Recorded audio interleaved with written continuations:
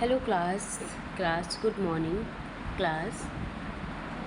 हम लोग जो हमारा टॉपिक चल रहा था इरेथ्रोपोइसिस फॉर्मेशंस ऑफ आरबीसीज, जिसको हमने बेसिक सीक्वेंस में या रेटिकुलोसाइटिस्ट और rule of proteins functions and needed off erythropoiesis के बारे में डिस्कस कर लिया था, और आरबीसीज की लाइफ स्पैन और उसकी ड्यूरेशंस के बारे में। ठीक है, आज की जो हम क्लास में डिस्कस करने वाले हैं कि हम रिमूवल ऑफ ओल्ड, जो हमारी न्यू आरबीसीज होती हैं जिनकी लाइफ स्पैन्स जो होती है 120 डेज़ होती है, वो उनको हम किस तरीके से, जब वो पुरानी हो जाती है, उनको कैसे हम रिमूव करेंगे, है ना। तो ये बातचीत देखेंगे। तो इसमें जैसे कि ओल्ड डैमेज या सेंसिएंट आरबीसीज को मेनली माइक्रोफेजेस रिमूव कर सकते हैं। ठीक है, जैसे कि स्प्लीन। तो स्प्लीन एक टिलली एंड आरबीसीज रिमूवल का मेजर साइट है। तो स्प्लीन के माइक्रोफेजेस और ओल्ड और एबनॉर्मल आरबीसीज को आइडेंटिफाई करके फेजोसाइटोसिस करते हैं। तो लीवर के माइक्रोफेज सिस्टम स्पेशली क्यूबफुला सेल्स भी ओल्ड आरबीसीज के रिमूवल में कंट्रीब्यूट करते हैं। जैसे कि हमारा बोन मैरो में, तो बोन मैरो में भी हमारे माइक्रोफेजेस एजेस और एक्टिविटी आरबीसीज को रिमूव कर सकते हैं। ओके, अब हम बात करेंगे इसमें हीमोग्लोबिन ब्रेकडाउन। तो हीमोग्लोबिन का ब्रेकडाउन कैसे होता है, ठीक है, कैसे टूटते हैं। जब ब्लड डिस्ट्रॉय होता है, उसके अंदर जो प्रेजेंट हीमोग्लोबिन ब्रेक होते हैं, तो हीमोग्लोबिन को ब्रॉडली ग्लोबिन्स प्लस हीम कंपोनेंट्स में डिवाइड करके समझा जा सकता है। जैसे कि ग्लोबिन की बात करें तो ग्लोबिन प्रोटीन प्रोडक्शंस हैं, ये बैक डाउन होकर अमीनो एसिड में कन्वर्ट हो जाते हैं। देयर अमीनो एसिड बॉडी में रिड्यूस हो सकते हैं फॉर प्रोटीन सिंथेसिस। जैसे कि ग्लोबिन हो गया, एमिनो एसिड हो गया, रेसिड्यू बाय बॉडी। तो आयरन फॉर्म हीम। तो हीम प्रोटीन्स में आयरन प्रेजेंट होते हैं। आयरन को बॉडी वेस्ट नहीं करती, ये लार्जली कंजर्व एंड रिसाइकिल्स होते हैं। आयरन क्या होता है, इसमें बोन मैरो तक रप्चर्स हो सकते हैं।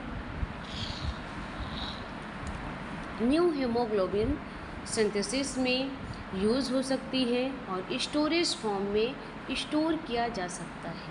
ओके,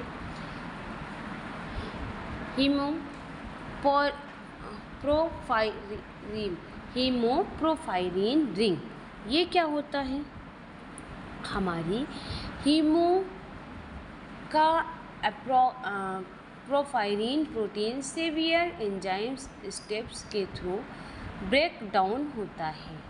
तो इवेंचुअली ये बिलिरुबिन फॉर्मेशंस में कंट्रीब्यूशन करते हैं। सिंपल, जैसे कि हीम और बिलिरुबिन ठीक है। तो बिलिरुबिन ब्लड के थ्रू लीवर तक ट्रांसपोर्ट होते हैं। हमारा क्या होता है, bilirubin process and secretions. Bilirubin process and secretions में बात करें तो बिलिरुबिन लीवर में फर्दर प्रोसेसिंग से गुजरते हैं और लीवर बिलिरुबिन को प्रोसेस करके बाइल में एक्सट्रैक्ट करते हैं। बाइल के थ्रू बिलिरुबिन इंटेस्टाइन्स तक रीच करता है और फाइनली बॉडी से वेस्ट प्रोडक्ट के फॉर्म में एलिमिनेट करते हैं। ओके, क्या होता है इसमें? अगर जो हम क्लिनिकल कंपोनेंट्स ऑफ आरबीसीज़ की बात करें तो आरबीसीज़ के numbers, haemoglobin concentration, size, shape और मैच्योरेशंस में चेंजेस डिफरेंट मेटाबॉलिक डिसऑर्डर्स को इंडिकेट कर सकते हैं। चेंजेस इन आरबीसी नंबर्स, तो आरबीसी काउंट डिक्रीज होने पर एनीमिया हो सकती है। आरबीसी काउंट इंक्रीज होने के एरेथ्रोसाइटिस पॉलीसाइटीमिया के कॉन्टेक्स्ट में डिस्टर्ब किया जा सकता है। चेंजेस इन हीमोग्लोबिन, तो हीमोग्लोबिन कंसंट्रेशंस लो होने पर ब्लड की ऑक्सीजन कैरी कैपेसिटी डिक्रीज हो जाती है। ये एनीमिया के इवेल्युएशंस में इम्पॉर्टेंट पैरामीटर्स हैं। चेंजिंग इन आरबीसी साइज, तो आरबीसी यूजुअली स्मॉल हो तो माइक्रोसाइटिस चेंजेस और यूजुअली लार्ज होने को माइक्रोसाइटिस चेंजेस डिस्ट्रीब्यूट किया जाता है। Change in RBC shape, change in RBC shape की बात करें तो आरबीसी शेप मेनली एबनॉर्मलिटी को पीओ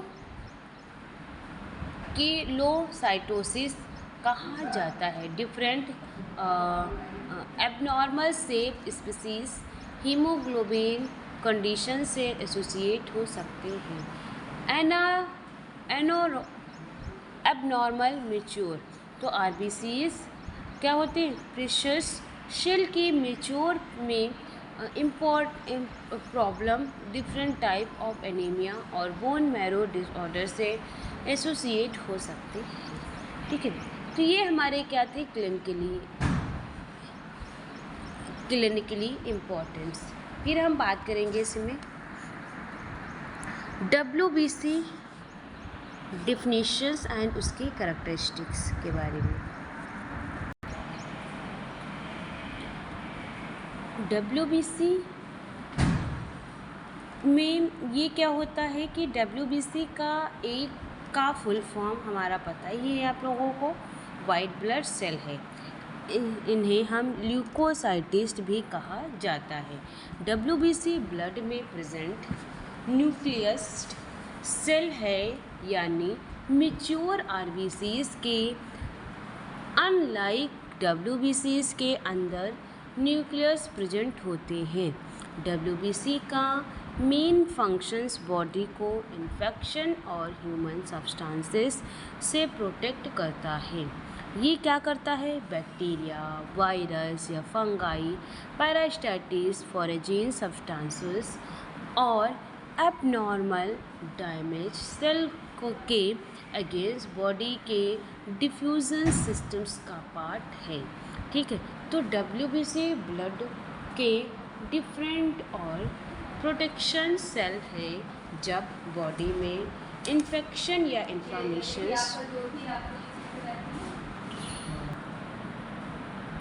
क्या होता है? जो WBC होते हैं ब्लड में प्रेजेंट न्यूक्लियस सेल हैं, यानी हमारे मैच्योर आरबीसीज के अनलाइक WBC के अंडर न्यूक्लियस प्रेजेंट होते हैं। तो WBC का मेन काम बॉडी को इन्फेक्शंस और हार्मफुल सब्सटेंसेस से प्रोटेक्ट करना है। ये बैक्टीरिया, वायरस, फंगी या पैरास्टाइटिस या फॉरेजिन सब्सटेंसेस और एबनॉर्मल डैमेज सेल के अगेंस्ट बॉडी की डिफरेंट सिस्टम्स के पार्ट्स माने गए हैं। ठीक है, ये क्या होते हैं? WBC बॉडी के डिसफंक्शंस और प्रोटेक्शन सेल। जब बॉडी में इन्फेक्शंस या इन्फ्लामेशंस होता है तो हमारी WBC उस साइड पर मिग्रेट करके इम्यून रिस्पॉन्स में पार्टिसिपेट करती हैं। ठीक है, नॉर्मल WBC काउंट हमारी एडल्ट में commonly use the normal WBC count approximately 4000 से 11000 सेल माइक्रोलीटर्स हैं, यानी एक माइक्रोलीटर्स बॉडी में अप्रॉक्सीमेटली 4000 से 11000 WBCs हो सकती हैं, लेकिन normal range laboratory testing method age और अदर्स फैक्टर्स के अकॉर्डिंग स्लाइटली डिफरेंट हो सकती है। तो WBC काउंट में changes, WBC count increase, leukocytosis, ये जो इन्फेक्शंस, इन्फ्लामेशन, स्ट्रेस और कुछ अदर कंडीशंस में हो सकते हैं। WBC काउंट डिक्रीज, ल्यूकोपेनिया, ये जो कुछ इन्फेक्शंस, मेडिकेशंस, बोन मैरो या प्रॉब्लम ऑन अदर्स कंडीशंस में हो सकती है। इसीलिए WBC काउंट क्लिनिकली डायग्नोसिस और डिसीज मॉनिटरिंग में इम्पॉर्टेंट लेबोरेटरीज पैरामीटर्स माने गए हैं। अब बात कर लेंगे इसकी क्लासिफिकेशन की। क्लासिफिकेशन में क्या होता है, WBC को मेनली 2 मेजर्स ग्रुप में डिवाइड किया गया है। नंबर 1 ग्रेनुलोसाइटिस्ट और एक ग्रेनुलोसाइटिस्ट। तो ग्रेनुलोसाइटिस्ट में हमारा न्यूक्लियोफिल है, इसिनोफिल है और बेसोफिल है, ठीक है। एक ग्रेनुलोसाइटिस में लेम्फोसाइटिस और मोनोसाइटिस्ट है, ठीक है। तो क्या होता है, हमारे जो है ल्यूकोसाइटिस्ट WBC ग्रेनुलोसाइटिस में न्यूक्लियोफिल, इसिनोफिल और बेसोफिल्स है ना। एक ग्रेनुलोसाइटिस, ल्यूकोसाइटिस और मोनोसाइटिस्ट हो गए। तो ग्रेनुलोसाइटिस्ट क्या होते हैं, ग्रेनुलोसाइटिस्ट एक प्लाज्मा में स्पेसिफिक ग्रेनुलस क्लियरली विजिबल होते हैं, स्पेशली रूटीन स्टैंडिंग के अंडर। तो इनके nucleus generally labelled segment presence show कर सकते हैं। तो ग्रेनुलोसाइटिस्ट के 3 टाइप्स हैं। न्यूरोफिल्स, तो न्यूरोफिल्स नॉर्मल ब्लड में generally most abundant WBC types होते हैं। इनका nucleus commonly multi labelled segment होता है। मेन काम, इसके मेन फंक्शन की अगर जो हम बात करें तो इसमें न्यूट्रोफिल मेनली बैक्टीरियल इन्फेक्शंस और एक्यूट इन्फ्लामेशंस के रिस्पॉन्स में इम्पॉर्टेंट रोल प्ले करते हैं। ये माइक्रो ऑर्गेनिज़म्स को फेजोसाइटोसिस कर सकते हैं, यानी बैक्टीरिया या फोरेजिन्स पार्टिकल को इंगल्फ करके डिस्ट्रॉय करते हैं। स्नोफिल की बात करें तो स्नोफिल क्या होता है, ये एक टाइप का ग्रेनोसाइटोसिस है। इसका साइटोप्लाज्मा में जो कैरेक्टरिस्टिक्स या ग्रेनुलस होते हैं जो अप्रोप्रिएट स्टैटिंग्स पर प्रमोशन अपीयर करते हैं। मेन फंक्शन की बात करें तो स्नोफिल पार्टिकुलरली पैरास्टाइटिस इन्फेक्शंस के डिफ्यूजन्स में हेल्प करते हैं।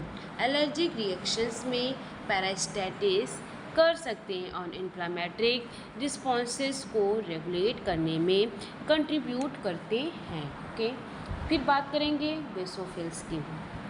बेसोफिल्स में क्या होता है कि ये हमारे ग्रेनुलोसाइटिस में कंपैरेटिवली लेस मेम्ब्रेन WBC होते हैं, लेकिन साइटोप्लाज्मा में प्रोमेंटेड ग्रेनुलर्स होते हैं जिसमें बायोलॉजिकली एक्टिव सब्सटेंसेस प्रेजेंट होते हैं। Basophil allergic and inflammatory reactions में पार्टिसिपेट करते हैं और important substitutions associate with their the granular nucleus, तो हिस्टामिन्स या हिपैरिन। ओके, एक ग्रेनुलोसाइटोसिस की बात करें तो ग्रेनुलो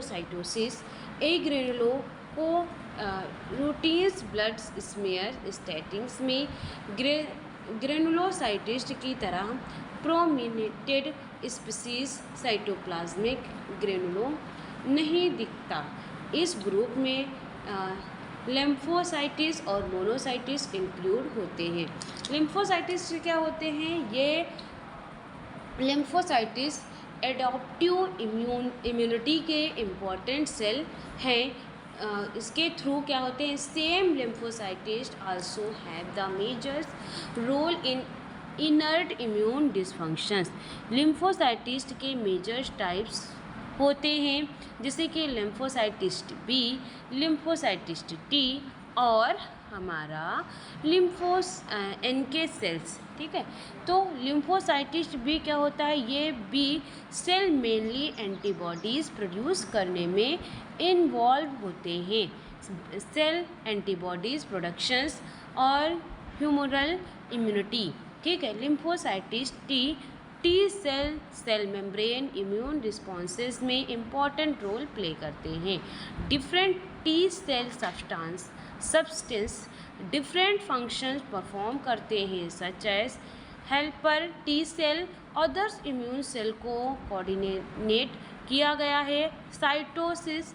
साइटोसिस टी सेल इन्फेक्टेड और एब्नॉर्मल सेल को डिस्ट्रॉय करना। रेगुलेटरी टी सेल ये इम्यून रिस्पॉन्सेस को रेगुलेट करना। ठीक, एनके सेल क्या होते हैं? ये natural killer cell virus dysfunctions और सर्टेन एबनॉर्मल ट्यूमर सेल को रिकॉग्नाइज करके डिस्ट्रॉय करने में इम्पॉर्टेंट रोल प्ले करते हैं। ठीक है क्लास, अब बात करेंगे हम मोनोसाइटोसिस। मोनोसाइटोसिस ब्लड में सर्कुलेट लार्ज WBC होते हैं। ये ब्लड से टिश्यू में मिग्रेट कर सकते हैं और टिश्यू में जाकर ये कॉमनली माइक्रोफेजेस या सर्टेन टिश्यू स्पीसीज फेजोसाइटोसिस सेल में डिफ्रेंशिएट करते हैं। अगर जिसके फंक्शंस की बात करें तो फेजोसाइटोसिस डेड सेल और सेलुलर्स डिब्रेस रिमूवल होते हैं। माइक्रो ऑर्गेनिज्म को इंगल्फ करना, इम्यून रिस्पॉन्सेस में पार्टिसिपेशन करना, एंटीजन प्रेजेंटेशंस में कंट्रीब्यूट किया जाता है। ओके, अब बात करेंगे general characteristic of white blood cells. तो क्या होगा? नंबर 1 है WBC कंटेनर इज न्यूक्लाई। क्या होता है? हमारा जो WBC होते हैं ये न्यूक्लियर सेल होते हैं। ये हमारी RBC से इम्पॉर्टेंट डिफरेंट होती हैं। ये मैच्योर RBCs नो न्यूक्लियस होता है और WBC न्यूक्लियस प्रेजेंट होता है। RBCs में न्यूक्लियस नहीं प्रेजेंट होता है।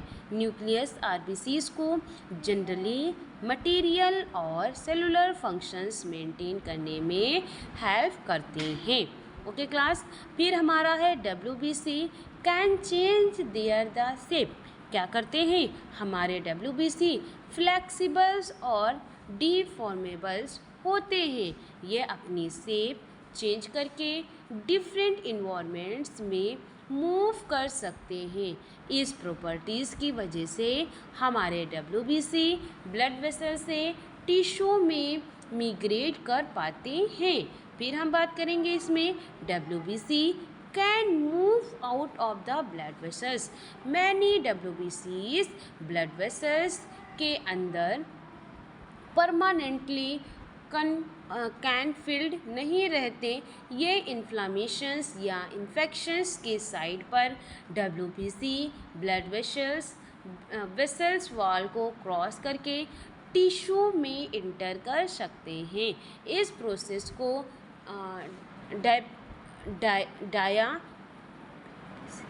डायापेटाइटिस कहा जाता है। WBC participate in immunity. ठीक है, तो participate in immunity means they participate in inert and adaptive immunity. ठीक है, तो क्या होगा? WBC बॉडी की इम्यून डिसफंक्शन सिस्टम्स का मेजर कंपोनेंट्स माना गया है। ये डिफरेंट वे से बॉडी को प्रोटेक्ट करती हैं, ठीक है, जैसे कि माइक्रो ऑर्गेनिज्म को डिस्ट्रॉय करना, फॉरेन सब्सटेंसेस को रिकॉग्नाइज करना, एंटीबॉडीज़ प्रोड्यूस करके इन्फेक्टेड सेल को डिस्ट्रॉय करना, इन्फेक्शन इनिशिएट रेगुलेट करना, डेड सेल और डेब्रिस रिमूव करना। तो WBC को ब्रॉडली इनेट इम्यूनिटी और एडॉप्टिव इम्यूनिटी दोनों से एसोसिएट किया जाता है। फिर हम बात करेंगे इनेट इम्यूनिटी। तो इनेट इम्यूनिटी बॉडी की रैपिड ऑन स्पेसिफिक डिसफंक्शंस है। इम्पॉर्टेंट WBC की बात करें तो न्यूट्रोफिल, मोनोसाइटोसिस और माइक्रोफेजोसिस और न्यूक्लियस किल सेल होते हैं। एडॉप्टिव इम्यून की बात करें तो adaptive immune specific immune response provide करते हैं इम्पॉर्टेंट सेल्स में, ठीक है, और लेम्फोसाइटिस्ट एंड टी लेम्फोसाइटिस्ट प्रेजेंट होते हैं। WBC count and different count. WBC count and different counts की बात करें, सॉफ्ट टोटल WBC काउंट देखना और सफिशिएंट होते हैं। ब्लड टेस्ट में डिफरेंट WBC टाइप का परसेंटेज डिस्ट्रीब्यूशंस भी डिटरमाइन किया जाता है। इसका WBC डिफ्रेंशिएशंस काउंट या डिफरेंट ल्यूकोसाइटिस्ट काउंट को DLC कहा जाता है। मेनली कॉमनली न्यूट्रोफिल, लिम्फोसाइटिस, मोनोसाइटिस्ट, स्नोफिल और बेसनोफिल्स का रिलेटिवली डिस्ट्रीब्यूशन एसेस किया जाता है, ठीक है। ये क्या होते हैं, ये इन्फ्लामेशंस, इन्फेक्शंस या informations, allergic conditions and others haematologicals disorders को इवेलुएट करने में यूज़फुल होते हैं। जिससे हम इसके फीचर्स WBC RBCs की बात करें तो फुल फॉर्म क्या होगा, हमारी RBCs और WBCs का रेड ब्लड सेल और white blood cells. Another's name, RBCs को हम एरिथ्रोसाइटिस्ट और WBCs को ल्यूकोसाइटिस्ट के नाम से जानते हैं। न्यूक्लियस, तो हमारी RBCs में क्या होता है, एब्सेंट इन मैच्योर RBCs। जो हमारी मैच्योर RBCs होंगी उसमें जो हमारा वो एब्सेंट रहेंगे WBCs में, ठीक, सॉरी RBCs में, और हमारी WBCs में प्रेजेंट रहेंगी, ठीक है। और मेन काम क्या होगा, RBCs का ऑक्सीजन का ट्रांसपोर्टेशन करना और WBC का जो है बॉडी डिसफंक्शन या इम्यूनिटी का काम। फिर है हीमोग्लोबिन। अब हमारी RBCs में हीमोग्लोबिन प्रेजेंट होता है और WBC में क्या होता है, हीमोग्लोबिन एब्सेंट रहता है, ठीक है। फिर हम बात करेंगे शेप। तो हमारी RBCs जो होती हैं वी कॉन्केव डिस्क शेप जैसी होती हैं और ये वर्टिब्रल या इनरेगुलर होती हैं हमारी WBC। फिर हम बात करेंगे इसके मूवमेंट की। Mainly carry the body blood flow, ये क्या होती हैं, कैरी करती हैं ब्लड फ्लो को बॉडी में। और इसमें हमारी WBC कैन द एक्चुअली मिग्रेट, ठीक, नॉर्मल काउंट ये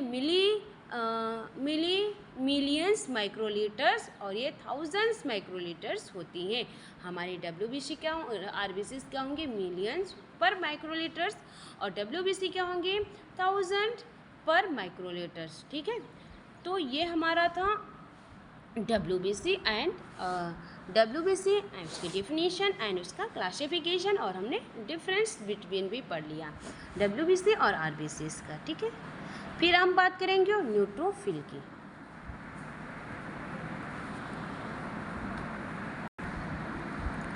न्यूट्रोफिल को क्लास हम नेक्स्ट क्लास में डिस्कस करेंगे। अभी के लिए हम क्लास को यहीं इन कर रहे हैं।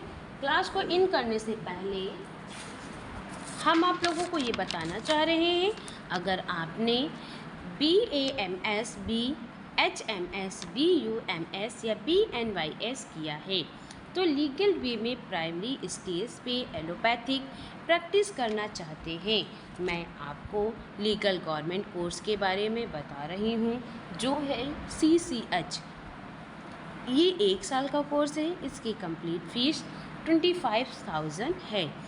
और एक कोर्स और है, अगर आप अपना मेडिकल स्टोर चला रहे हैं और उसे फार्मा क्लिनिक में चेंज करना चाहते हैं तो आपके लिए बेस्ट है टेलीमेडिसिन कोर्स। इसमें आपको बताया जाएगा कैसे आप अपने मेडिकल स्टोर्स को कॉर्पोरेट मेडिकल स्टोर से बेहतर कर सकते हैं और एक हेल्थ केयर का इकोसिस्टम्स डेवलप कर सकते हैं।